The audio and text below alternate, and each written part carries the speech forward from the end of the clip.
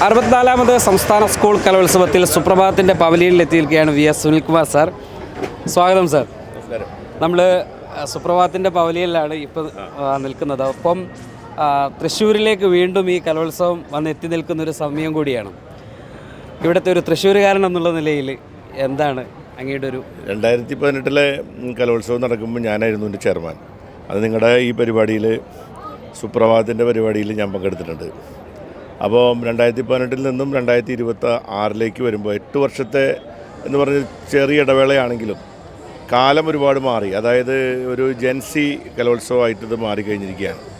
അപ്പോൾ അതിൻ്റെ എല്ലാ തരത്തിലുമുള്ള ഉള്ളടക്കത്തിലും അതിൻ്റെ നടത്തിപ്പിലും അതിൻ്റെ മറ്റ് സാങ്കേതിക വിദ്യകളുടെ ഉപയോഗത്തിലെല്ലാം ഓരോ കലോത്സവങ്ങൾ കഴിയുമ്പോഴും അതിങ്ങനെ വലിയ വലിയ മാറ്റങ്ങൾക്ക് വഴിവെച്ചുകൊണ്ടിരിക്കുകയാണ്. എന്നാൽ ആത്യന്തികമായി ഒരു കലാ ഉത്സവം എന്ന നിലയിൽ എല്ലാ കലകളുടെയും സംഗമവും പിന്നെ ഇവിടെ പൊതുവെ സംഘാടകർ ജനങ്ങൾക്ക് നൽകുന്ന ഒരു സന്ദേശം, ഗവൺമെൻറ് ഈ കലാ ഉത്സവത്തിലെ മാറ്റുരയ്ക്കുന്ന അതിൽ സമ്മാനം കിട്ടുക എന്ന് പറയുന്നത് ഒരു പ്രധാനപ്പെട്ട കാര്യമാണെങ്കിലും സമ്മാനം കിട്ടാതിരിക്കുകയും ഒക്കെ ചെയ്താലും കലോത്സവം എന്ന് പറയുന്നതിൽ പങ്കെടുക്കുക എന്നുള്ളതാണല്ലോ ഏറ്റവും പ്രധാനപ്പെട്ട എന്ന ഒരു സന്ദേശമാണ് പൊതുവെ കലോത്സവത്തിൽ നമുക്ക് നൽകാനുള്ളത്.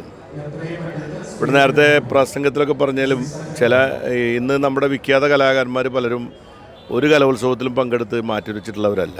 ഇപ്പോൾ കലോത്സവത്തിൽ പങ്കെടുത്തില്ലെങ്കിലും കാഴ്ചക്കാരനായി വന്നാലും കലോത്സവത്തിൽ പങ്കെടുത്ത് സമ്മാനം കിട്ടേണ്ടിരുന്നാലും ഒക്കെ നമ്മുടെ കലാകാരന്മാരെ സംബന്ധിച്ചിടത്തോളം അതൊരു മാനദണ്ഡമല്ല. അപ്പോൾ അതുകൊണ്ട് ഇതിൽ പങ്കെടുക്കുക എന്നുള്ളതൊരു മഹാഭാഗ്യമായി കണക്കാക്കി വന്നവരെല്ലാം അത് ആസ്വദിച്ചും ജനങ്ങളെ ആസ്വദിപ്പിക്കാൻ പ്രേരിപ്പിച്ചുകൊണ്ടും ഈ കലോത്സവത്തെ മഹോത്തരമാക്കണമെന്നുള്ളതാണ് എല്ലാവർക്കും വേണ്ടി ഞങ്ങൾക്കൊക്കെ പറയാനുള്ള കാര്യം.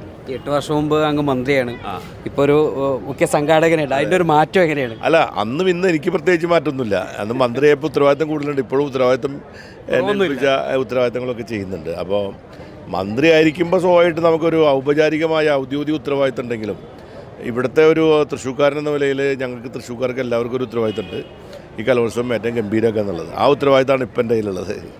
അതുകൊണ്ട് തൃശ്ശൂർ ഒരുങ്ങി ഒരു മറ്റൊരു പൂരമാക്കി മാറ്റി. തൃശ്ശൂർ ഞങ്ങൾ ഈ തൃശ്ശൂർ പൂരം സംഘടിപ്പിക്കുന്ന ആൾക്കാരല്ലേ. അപ്പോൾ ഞങ്ങൾക്ക് പിന്നെ ഏത് പൂരം സംഘടിപ്പിക്കാൻ എന്താ പ്രശ്നം? ഇവിടെ എന്ത് വന്നാലും നമുക്ക് പൂരമാണ്. തൃശ്ശൂർ പൂരത്തിനേക്കാൾ വലിയൊരു പൂരമില്ലല്ലോ. അപ്പോൾ അത് സംഘടിപ്പിക്കുന്നതിൽ പങ്കാളികളാകുന്ന തൃശ്ശൂർക്കാരെ സംബന്ധിച്ചിടത്തോളം ഇനി ഇവിടെ ഒരു ഒളിമ്പിക്സ് വന്നാലും ഞങ്ങളത് ഭംഗിയായിട്ട് സംഘടിപ്പിക്കും. അതിനുള്ളൊരു ശേഷി ഇവിടുത്തെ തൃശ്ശൂരിലെ ജനങ്ങൾക്ക് സംഘാടനത്തിൻ്റെ കാര്യത്തിലുണ്ട്. അപ്പോൾ അതുകൊണ്ട് ഇതൊന്നൊരു പ്രശ്നമായിട്ടുള്ള കാര്യമല്ല. എല്ലാവരെയും സന്തോഷിപ്പിച്ചും സൗഖ്യപ്പെടുത്തിയും ഇവിടെ നിന്ന് പറഞ്ഞയക്കുക എന്നുള്ളതാണ് ഞങ്ങൾ തൃശ്ശൂർക്കാർ ആഗ്രഹിക്കുന്നത്.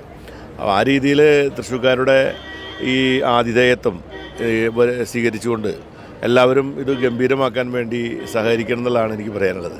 Thank you. ഓക്കെ.